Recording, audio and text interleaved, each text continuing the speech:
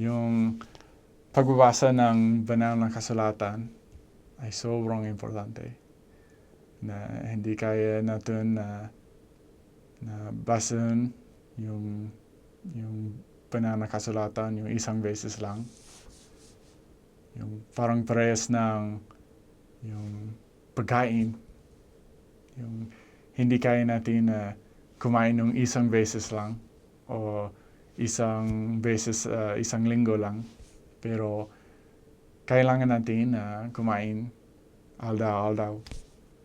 Yung minsan mahirap siya. Aram ko yan. Aram ko na sobrang importante na kumain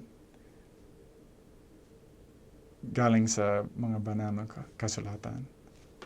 Yung sinabi ni Jesucristo na dapat yung hanapin sa mga banal na kasulatan palagi.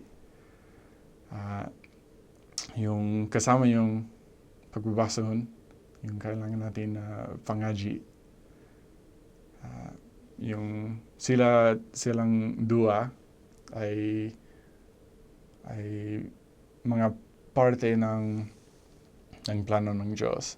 Yung sa pamamagitan ng pangaji, yung tinatanong natin ang mga kagustuhan galing sa mga puso natin sa Diyos.